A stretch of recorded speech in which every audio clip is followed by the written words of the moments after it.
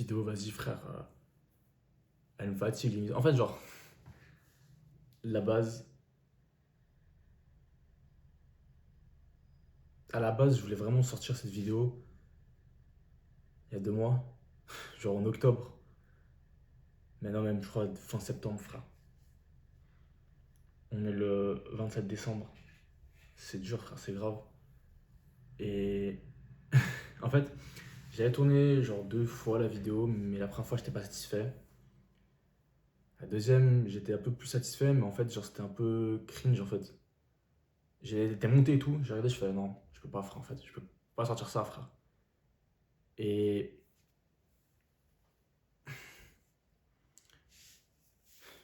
en fait, c'était une vidéo où. Et c'est toujours ça, cette vidéo, en fait, toujours.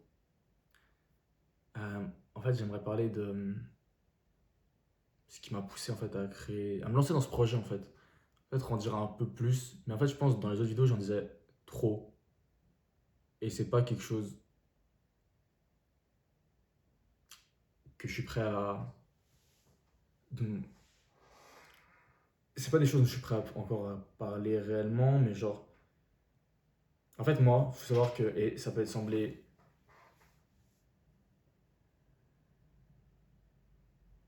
paradoxal, vu que j'ai une chaîne YouTube où je parle quand même un peu de trucs que je vis, c'est que j'ai du mal à parler de moi. Des trucs genre profonds en moi. C'est pour ça que j'utilise beaucoup de métaphores, des trucs parce qu'en fait, ça a une double utilité. Premièrement, ça me permet de me protéger. Protéger mon intimité, de contrôler en fait mon exposition. Et secondement, ça permet qu'il y ait un truc très projectif dans lequel le spectateur, il peut en fait se projeter vu que c'est projectif. En fait, si lui il projette ce qu'il comprend et il peut s'approprier en fait la vidéo et ce que je raconte pour que ça le touche. Et je crois que j'en avais parlé aussi peut-être dans une ancienne vidéo, c'est qu'en fait c'est des trucs qui sont très personnels, mais en réalité c'est en touchant le personnel que tu touches l'universel. C'est-à-dire que si tu parles d'un truc super bateau, personne va comprendre en réalité. Pour comprendre, il faut vraiment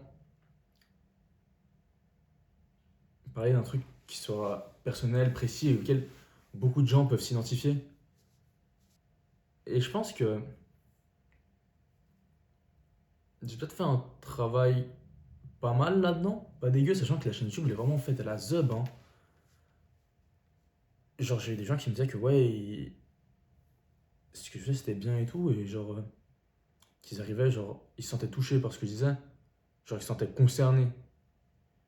Et ça a toujours été un peu le but de la chaîne, sans vouloir faire le mec qui a tout vu, qui a tout vécu, parce que loin de là, frère, j'ai 22 ans, frère. Bientôt 23, gentiment. J'ai pas. Je pense que j'ai un parcours de vie assez particulier, sans entrer dans les détails.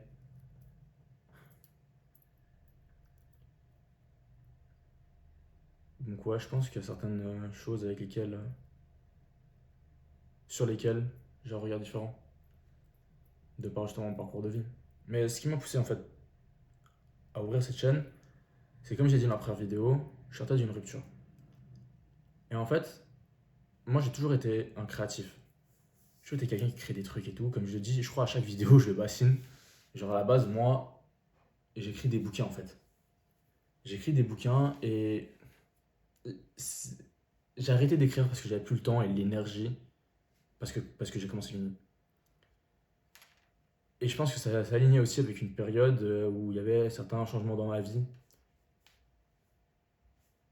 Des changements pour le mieux en réalité, c'est que j'étais en fait un peu plus heureux. En fait, écrire c'était une forme de sublimation. C'est-à-dire que je prenais tout ce que je pouvais ressentir au quotidien et je le retranscrivais. Enfin, pas je le retranscrivais, mais disons que j'utilisais comme carburant. C'était de l'essence. J'étais une voiture et tout ce que je faisais au quotidien c'était de l'essence. Et après, ce qui était produit, c'était pas du mouvement. C'était pas du mouvement, c'était du motion. C'était du motion, c'était des bouquins.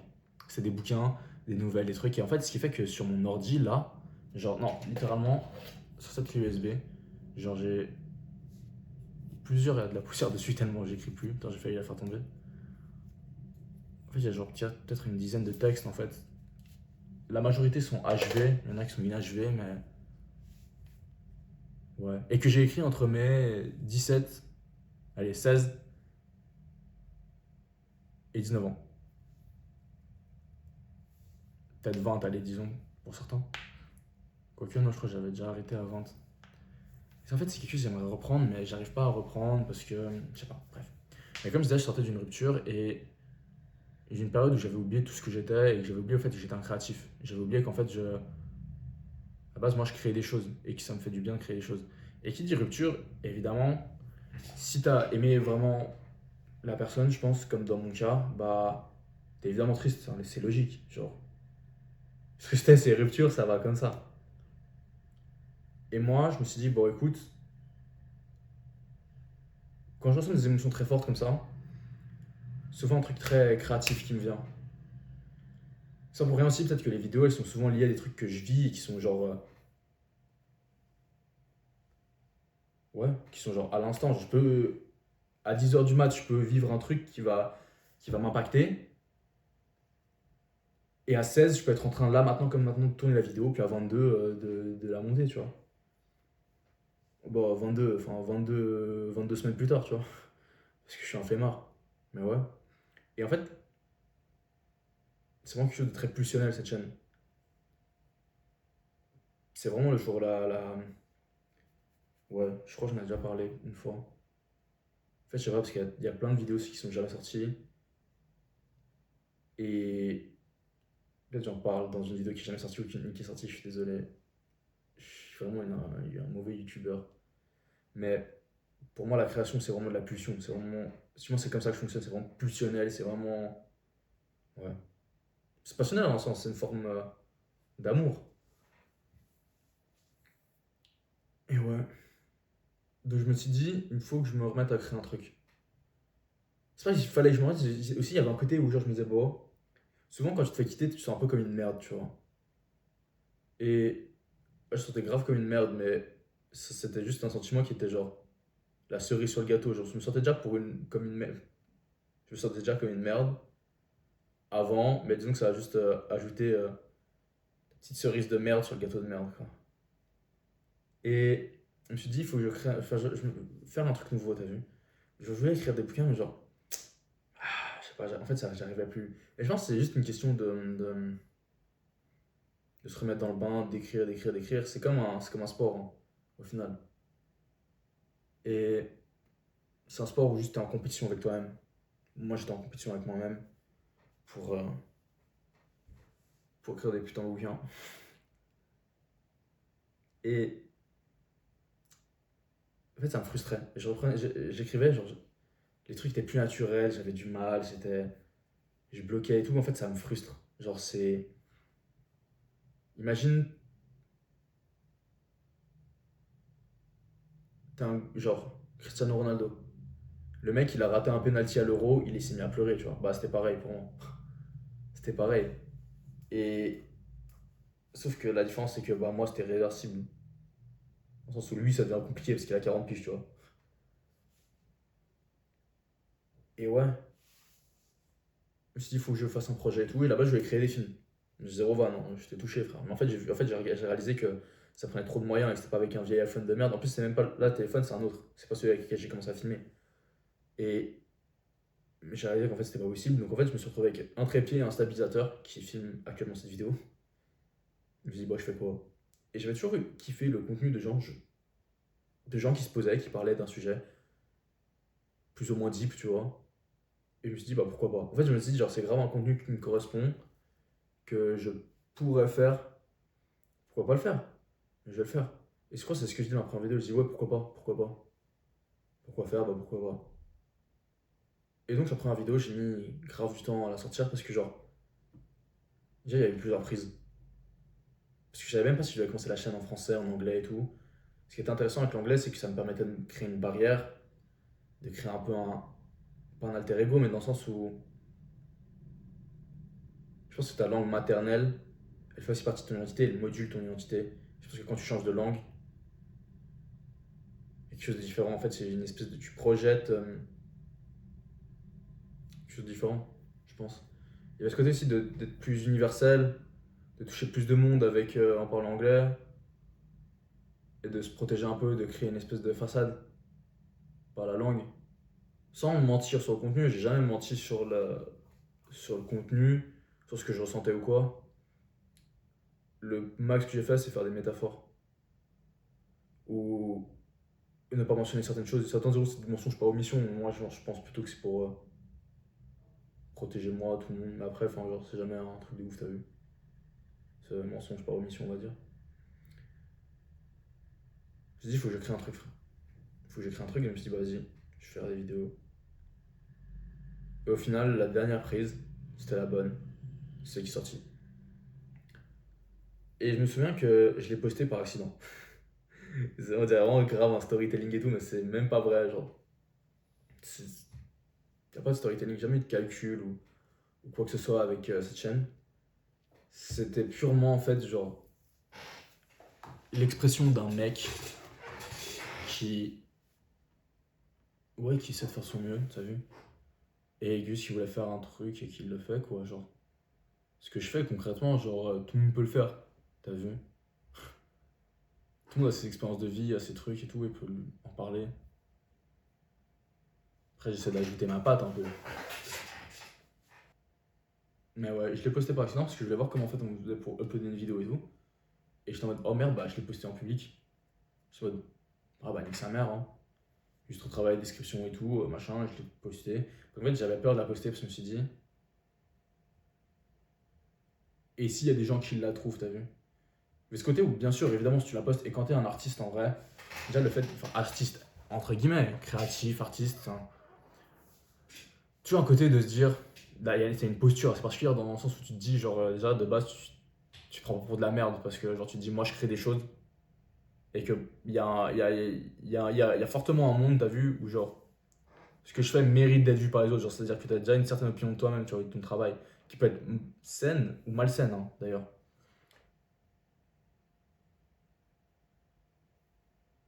Et moi, ça m'angoisse un peu. Je me dis, ils vont penser quoi, frère? Genre, les gens, ils vont penser quoi? Surtout, genre, de la première vidéo, je parle d'épisodes assez précis de ma vie, avec certaines personnes et tout. Je me suis dit, frère, si les gens ils voient ça, je vais passer pourquoi, frère? Et il y a même des gens qui m'ont écrit, une personne en particulier, et je l'avais mentionné dans une vidéo,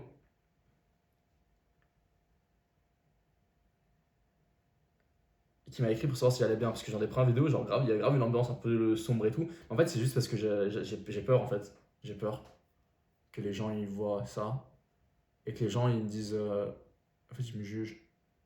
En fait, j'ai dit que ces gens, en fait, déjà il y a jamais personne qui se fout de ma gueule du moins devant moi parce que je pense qu'ils sont lâches. La vidéo elle va grave partir dans un ego trip et tout, mais c'est pas du tout le but. En fait, je pense que c'est des gens qui sont déjà bah, assez lâches. Genre, c'est chaud quand même d'aller vers quelqu'un et lui dire ouais, ce que tu fais ça pue la merde. Ça pue sa mère. Même si c'est ton pote, tu vois. Si c'est un pote à moi, c'est toujours d'être honnête avec, mais dire ouais, ça pue sa mère, c'est chaud. C'est vraiment chaud. Et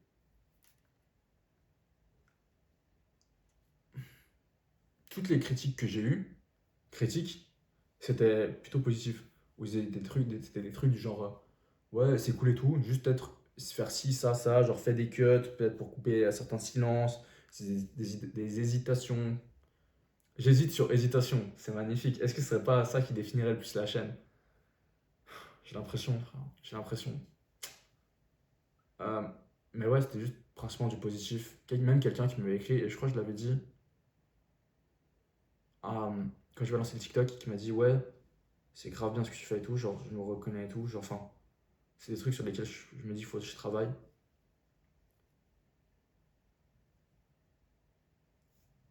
Et ça m'a grave touché. Genre, je me suis dit en fait, ok, mes vidéos elles ont un réel impact sur, sur le monde. Enfin, pas sur le monde, mais sur quelqu'un que je ne connais pas. Je sais pas où cette personne habite. Je sais rien sur cette personne, frère. Je sais rien sur cette personne.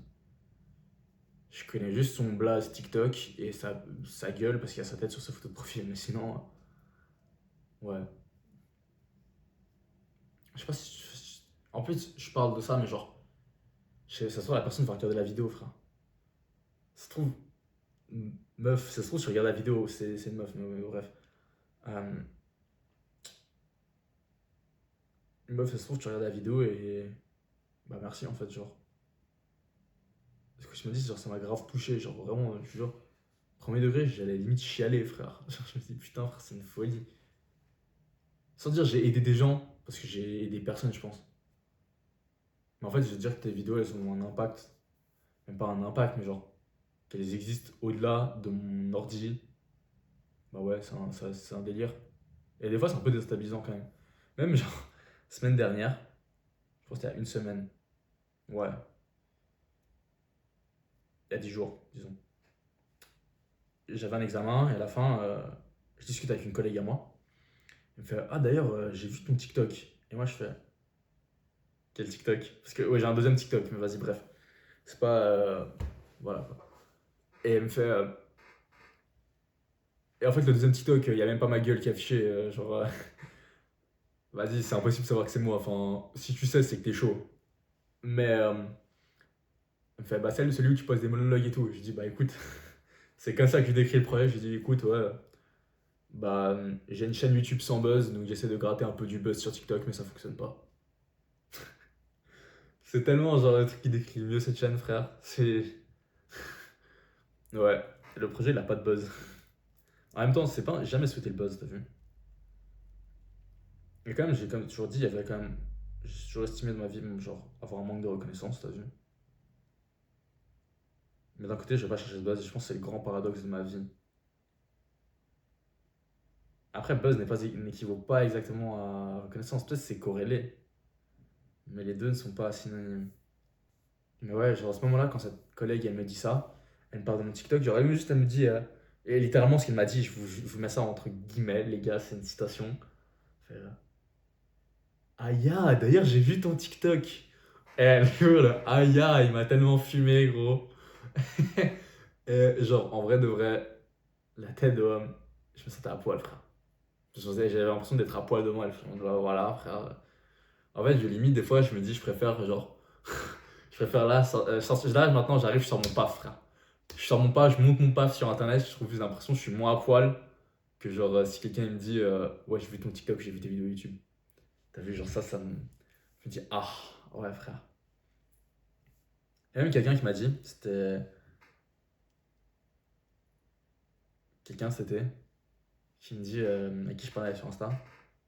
Ouais, j'ai arrêté de faire le mec, c'était une meuf à qui je parlais. Euh, Elle me dit d'un coup, on discute normal, et après d'un coup, elle me fait c'est quoi le but de la chaîne YouTube? Comme ça, frère.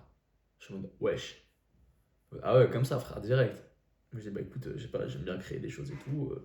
Enfin, tu veux pas en parler plus? Je fais bah pas grand chose à parler. Ce qui en soit est vrai, hein, ce qui en soit est vrai. Juste, je fais vas-y.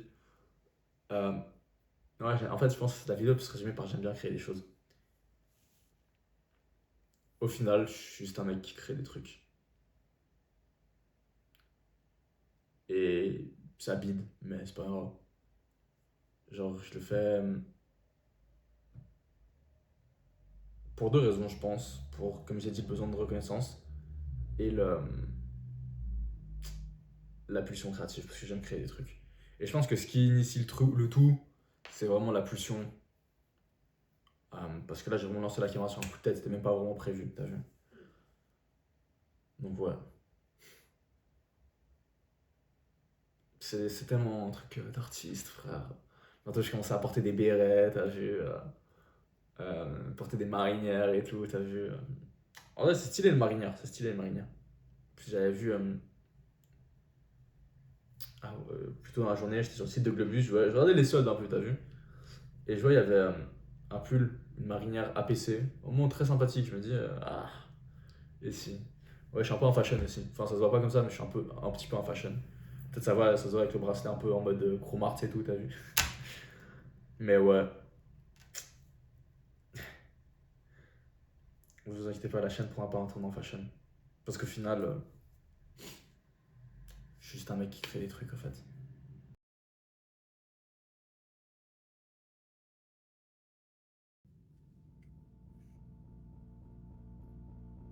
Je crois que tout ça c'était pour sauver le monde.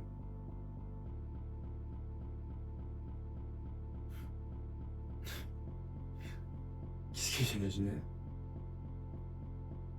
j'arrive même pas à me sauver moi-même. Au final, tout ça, c'était même. En fait, ça a toujours été pour me sauver moi. Mais je me rendais juste pas compte.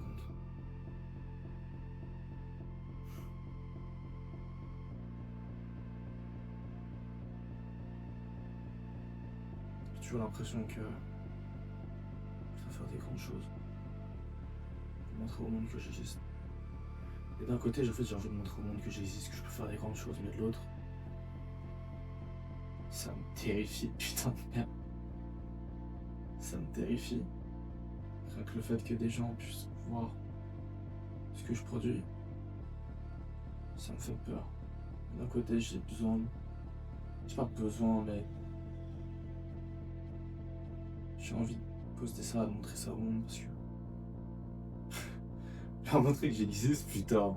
Leur montrer que j'existe, que je suis là, que.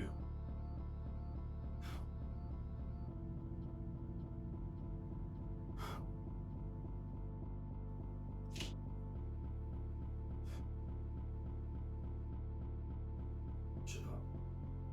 Tout ce que je fais, c'est hyper ambivalent. D'un côté, j'ai envie qu'on me voit, et de l'autre, j'ai envie de rester caché. Un certain confort dans cet anonymat. Et un déconfort aussi. En fait, je suis comme ça dans tout, c'est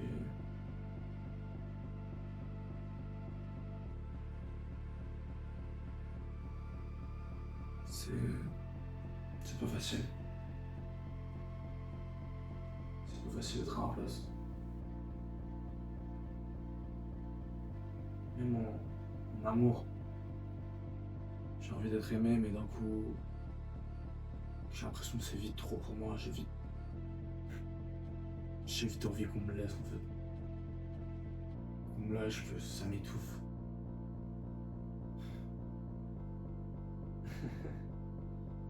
Ah putain. Je crois que je suis juste fou. Je crois que je suis juste fou.